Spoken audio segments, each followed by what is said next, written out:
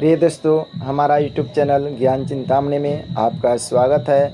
आज हम आपको श्री अनंत चतुर्दशी व्रत कथा श्रवण कराने जा रहे हैं। कथा पूरी श्रवण करें, हमारे चैनल को लाइक करें, सब्सक्राइब करें, बेल आइकन दबाएं और शेयर जरूर करें।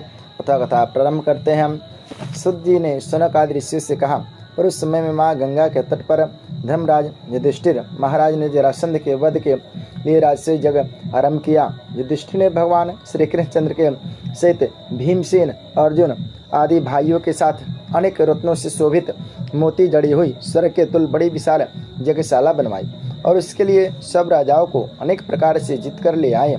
एक समय गांधारी और राजा धृतराष्ट्र का पुत्र जो दुर्योधन नाम से विख्यात था, वह उस यज्ञशाला में आकर प्रांगण में जल की प्रतिमा देखकर वस्त्र को ऊंचा कर उस जगह धीरे धीरे चलने लगा। यह देखकर द्रौपदी आदि स्त्रियां हंसने लगी और दुर्योधन आगे जल को भूमि जानकर उसमें गिर गया। यह देख सब राजा लोग तथा तप ऋषिगण और द्रौपदी आदि सुंदर नेत्र वाली स्त्रियां भी हंसने लगी। यह देख महाराज दुर्योधन अत्यंत क्रोधित होकर अपने मामा शकुनी के साथ अपने राज्य में जाने के लिए उद्यत हुआ।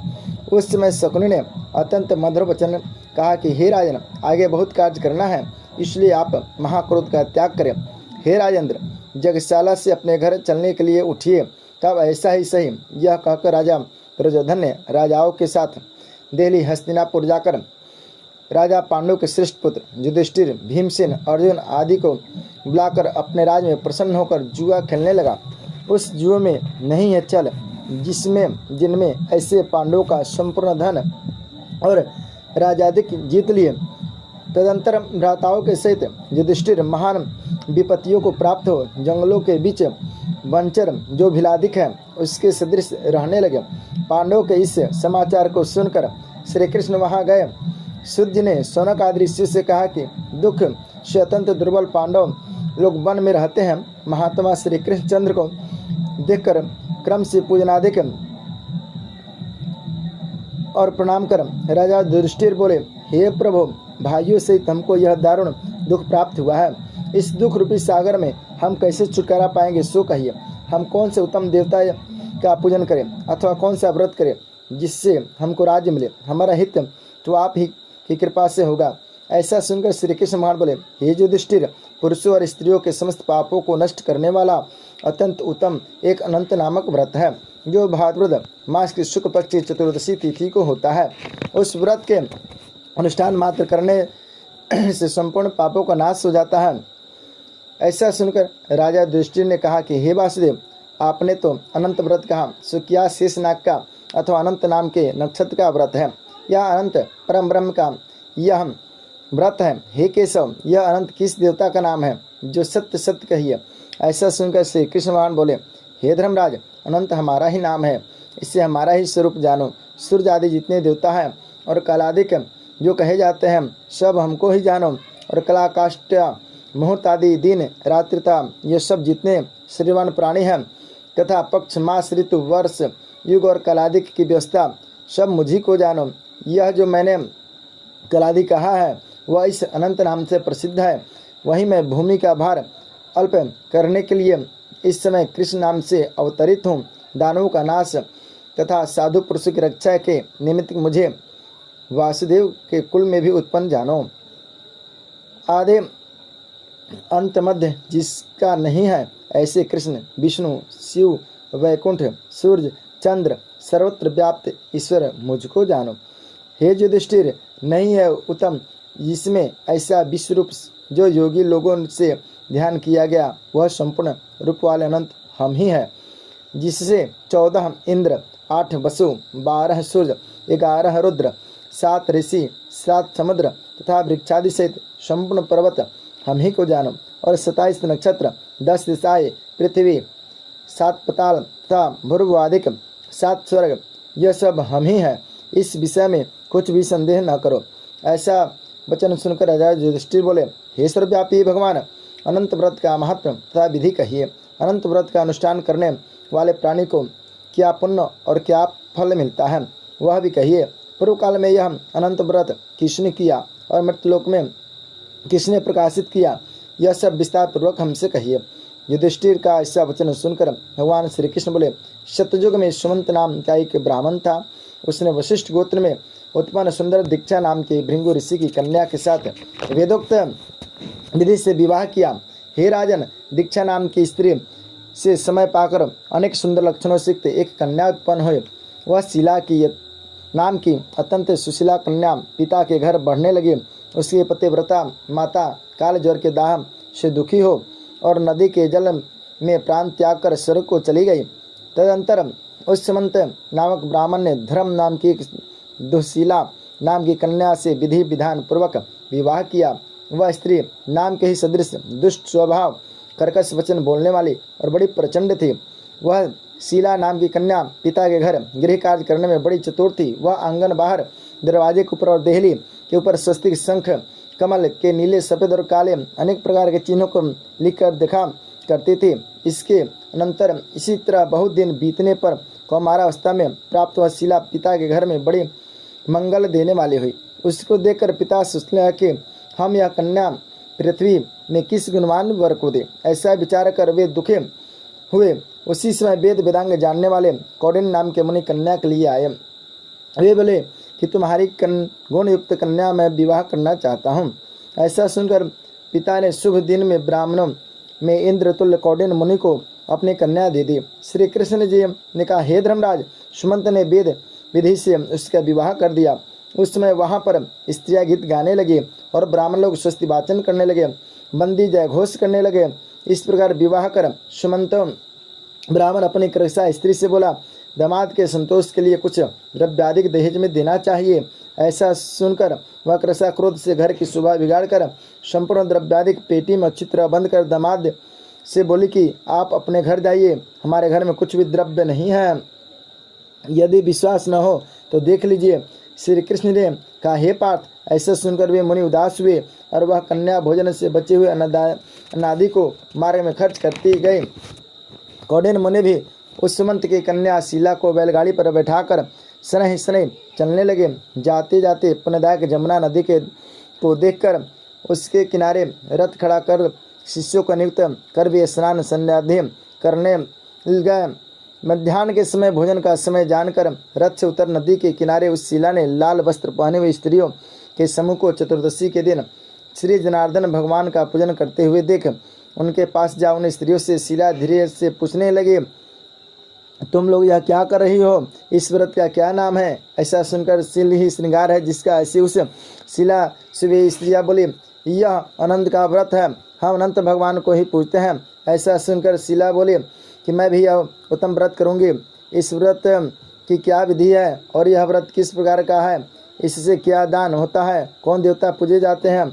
सो मुझसे कहो। ऐसा सुनकर वे स्त्रियाँ बोली कि हे शीले, उत्तम अन्न के प्रस्थ मात्र एक शेर लेकर मालपुआ आदि पकवान बनाकर आधा ब्राह्मण को देवे और आधा स्वयं भोजन करे, फिर कृपणता न करते हुए शक्ति के अनुसार दक्षिणा देवे और यह व्रत नदी के तौर पर करे और भगवान हरि के कथा सुने। कुशा के शेषनाग को बनाकर बांस के पात्र में रखकर फिर स्नान कराकर मंडप के भीतर भगवान का सविधि पूजन करे।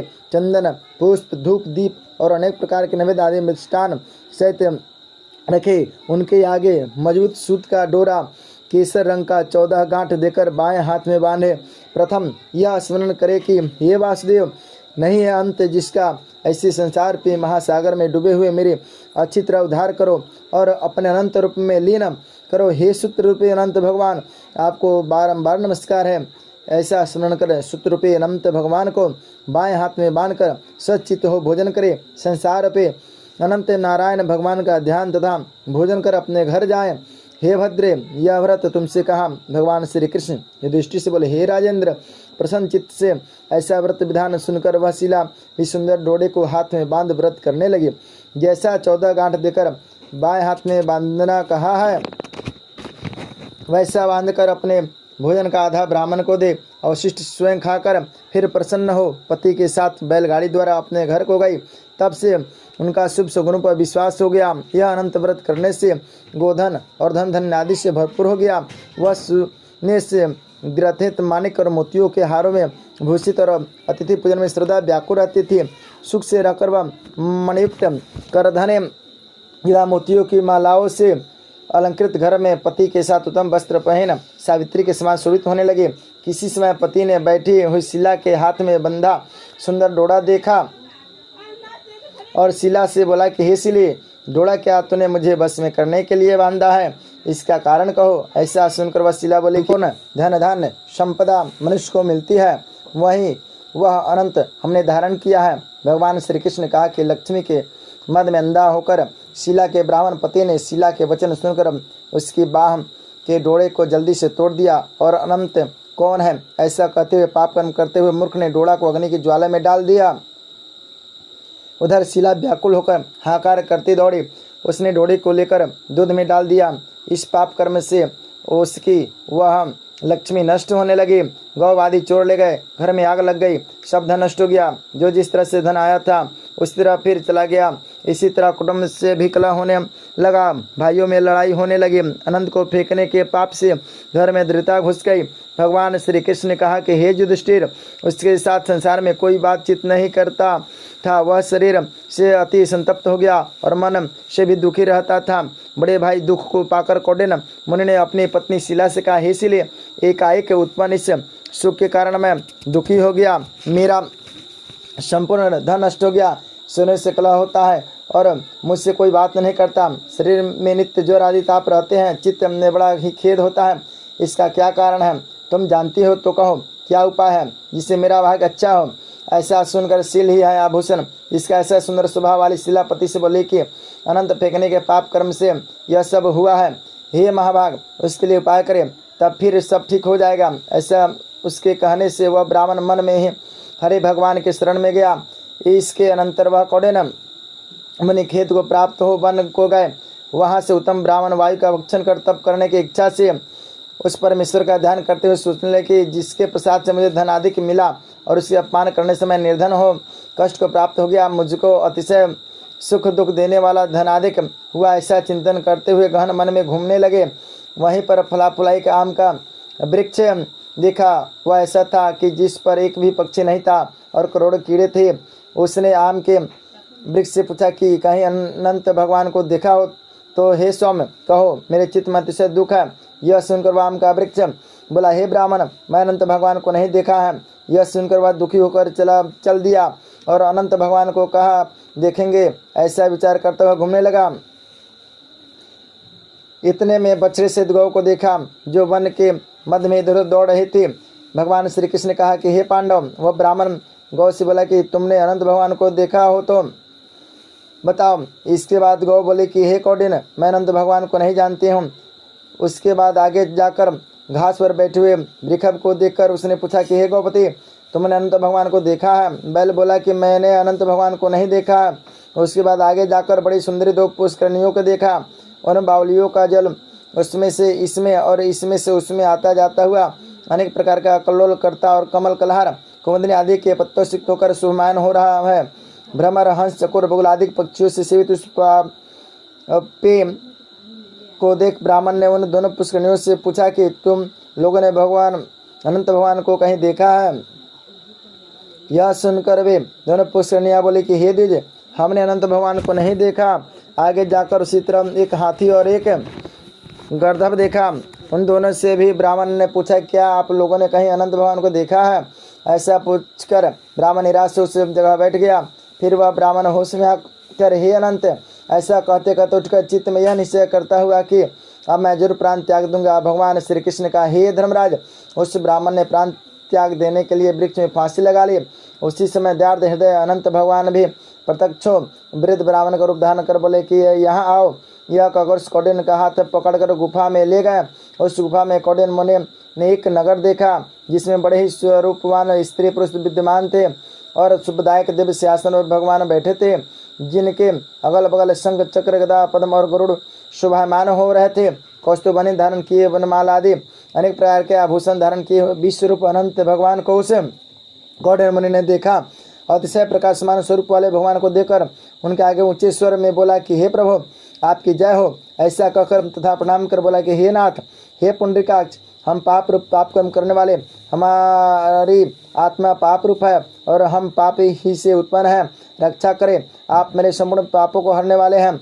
उस मुनि का वचन सुनकर अनंत देव भी बड़े कोमल वचन से बोले, हे विपेंद्र मत डरो, जो तुम्हारे मन में हो कहो। ऐसा सुनकर कौंडिन्य ऋषि बोले, हे प्रभु, मैंने धन से उन्मत्त हो अनंत का डोरा तोड़ दिया, उस पाप कर्म से मेरा धन नष्ट हो गया।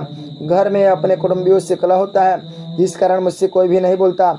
इस तरह दुखी हो आपके दर्शन की इच्छा कर मैंने वनों में भटक रहा हूँ। हे देवेंद्र, आपने कृपा कर अपना दर्शन दिया, अब मुझ पर दया करके उस पाप की शांति का उपाय कहिए। श्री कृष्ण महाराज बोले, हे युधिष्ठिर, भक्ति से प्रसन्न हो देवता क्या नहीं देते। ऐसा उत्तम ब्राह्मण का वचन सुनकर अनंत भगवान कहते हैं, हे कौंडिन्य, तुम विलंब मत करो, अपने घर जाओ और भक्ति से 14 वर्ष तक अनंत का व्रत करो। इससे संपूर्ण पापों से छुटकर पुत्र पौत्र को उत्पन्न कर इच्छित भोगों को भोग उत्तम सिद्धि को प्राप्त करोगे। अंत में मेरा सुनकर मुझको बिना संदेह प्राप्त कर सकोगे। हम संपूर्ण लोगों के कल्याण के लिए तुमको वरदान देते हैं। यह शिला का अनंत व्रताधिक श्रेष्ठ आख्यान और कल्याण करने वाला अनंत व्रत जो प्राणी सुनकर किया करेंगे वे शीघ्र पापों से छुटकर परम गति को प्राप्त होंगे। अनंत देव ने कहा कि हे ब्राह्मण, मेरे पास जिस मार्ग से तुम यहाँ आए हो उसी मार्ग से जल्दी से घर जाओ। ऐसा सुनकर कौंडिन्य मुनि बोले, हे स्वामी, मैं जो पूछता हूँ सो बताइए। जंगल में घूमते घूमते मैंने कुछ कौतुक देखा। हे जगत गुरु, वह कहें, वह आम का वृक्ष कौन था, वह गौ कौन थे, वह वृक्ष कौन था, और कमल कुमुद कलहार से शोभित परम सुंदर बड़े जंगल में मैंने 2 पुष्करनियाँ देखी हैं, सो क्या थी। वह गधा कौन था, वह हाथी कौन था, और वह उत्तम वृद्ध ब्राह्मण कौन था। अनंत देव बोले कि वह आम का वृक्ष वेद विद्या को अच्छी तरह जानने वाला ब्राह्मण था। उसने शिष्यों को विद्या नहीं दी, इसलिए वह वृक्ष हुआ। और जो गौ देखी थी वह बीज को खाने वाली पृथ्वी रही, और जो घास पर विक्रम देखा वह सत्यनारायण धर्म था। और धर्म अधर्म आदि को कुछ भी परस्पर देती और लेती रही, और वेद पाठ वाले ब्राह्मणों को नहीं दिया, भिक्षुओं को भिक्षा नहीं दी। उस पाप के से उन दोनों का जल आपस में इधर उधर होता है। गधा जो देखा वह क्रोध था, और वह जो हाथी था स्वाभिमान रहा। वह ब्राह्मण जो रहा सुनंत हम है, और गुफा जो रही वह कठिन संसार था। अनंत देव ऐसा बताकर उसी जगह अंतर्ध्यान हो गए। यह सब स्वप्न के समान देखकर उस जगह से मुनि अपने घर आए और 14 वर्ष तक अनंत व्रत कर जैसा अनंत देव ने कहा था वह सब सुख भोग कर अंत में वह अनंत देव का स्मरण कर अनंत लोक को चले गए। हे राजर्षि, तुम भी यह कथा सुनो और व्रत करो। जिस प्रकार ब्राह्मण को 14 वर्ष का फल प्राप्त हुआ, तुम भी उसी तरह अनंत देव की कृपा से सब इच्छित वस्तु एक ही वर्ष में कथा सुनकर व्रत करने से प्राप्त हो जाएगी। हे राजन, व्रतम उत्तम व्रत मैंने कहा, इसको सुन प्राणी सब पापों से छूट जाते हैं, इसमें संदेह नहीं है, और हरि चरणों को प्राप्त होते हैं। हे कुरुकुल में उत्पन्न जो शुद्ध विचार वाले प्राणी संसार पे गुफा में सुख से फिरने की इच्छा करते हैं, वे 3 लोकों के स्वामी अनंत देव का पूजन कर डोरे को दाहिने हाथ में बांधते हैं। अनंत भगवान की जय।